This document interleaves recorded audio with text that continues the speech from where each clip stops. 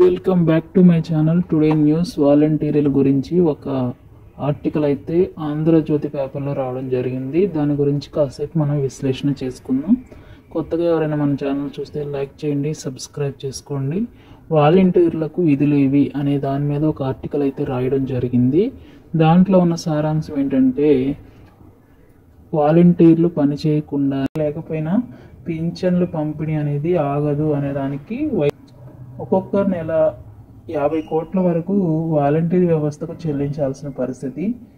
గత 5 ఏళ్లుగా పింఛన్ల పంపిణీ విధులకే 7,600 కోట్లు చేస్తున్నట్లుగా ఇక్కడ మనకు తెలుస్తుంది. ప్రతి నెల వాలంటీర్లకు 5,000 చొప్పున 50 కోట్ల దాకా మంత్లీ అవుతుందన్నట్లుగా వైసీపీ కార్యకర్తలు జీతాలు చెల్లిస్తున్నట్లుగా అర్థమవుతుంది. ఇప్పుడు పని చేయకుండా ఒక నెల పింఛన్ అనే వార్తకు మనకి ఇక్కడున్న సమాధానం ఏంటంటే, పని చేయని వాలంటీర్లకు టీడీపీ కూటమి ప్రభుత్వం జీతాల బిల్లులు పెడుతుండడంపై పలువురు అభ్యంతరం వ్యక్తం చేస్తున్నారు. ఇప్పటికే కొందరు వాలంటీర్లు రాజీనామా చేయగా చంద్రబాబు ప్రభుత్వం కొనసాగిస్తుందన్న ఆశతో మిగిలిన వారు కొనసాగుతున్నారు. వారికి ప్రభుత్వం ఎలాంటి జాబ్ ఛార్జీ అప్పగించలేదు, సచివాలయంకు హాజరు కావాలన్న నిబంధనలు కూడా వారికి పెట్టలేదు. అయినా వారికి జీతాలు చెల్లించేందుకు అధికారులు బిల్లులు పెట్టారు. ఇప్పటికే పని చేయకుండా ఒక నెల జీతం తీసుకున్నారు. మరో నెలకు కూడా వారికి జీతం బిల్లు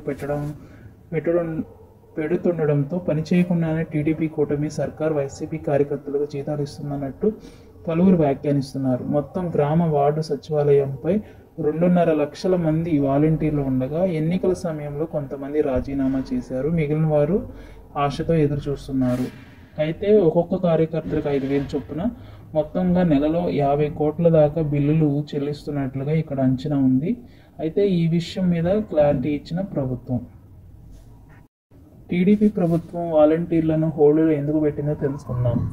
సాధ్యమే అని నిరూపించేందుకు టీడీపీ కూటమి ప్రభుత్వం ఎన్నికల్లో ఇచ్చిన హామీలను అమలు చేసే రీతిలో అడుగులు ముందుకు వేస్తుంది. ఇప్పటికే 5 హామీలపై మొదటి సంతకాలు చేసిన ముఖ్యమంత్రి చంద్రబాబు వాటి అమలు చేయడానికి శ్రీకారం చుట్టారు. ఇందులో ప్రధానమైన సామాజిక పింఛన్ ఎన్టీఆర్ భరోసా హామీని అమలు చేశారు. సచివాలయ ఉద్యోగులతోనే పింఛన్లు ఇంటింటికి పంపిణీ చేసి సరికొత్త అధ్యయనానికి శ్రీకారం చుట్టారు. వైసీపీ ప్రభుత్వంలో వాలంటీర్ వల్లనే పింఛన్ పంపిణీ సజావుగా జరిగిందని, వారు లేకుండా పింఛన్లు ఇంటింటికి వెళ్ళి ఇవ్వలేమని ఎన్నికల వేళ వైసీపీ నేతలు, ప్రభుత్వ పెద్దలు పెద్ద ఎత్తున ప్రచారం చేశారు. అధికారులు సైతం సచివాలయ ఉద్యోగులకు ఆ బాధ్యత అప్పచెప్పకుండా అకౌంట్లో పింఛన్ వేసి పింఛన్దారులకు ఇబ్బంది పెట్టారు.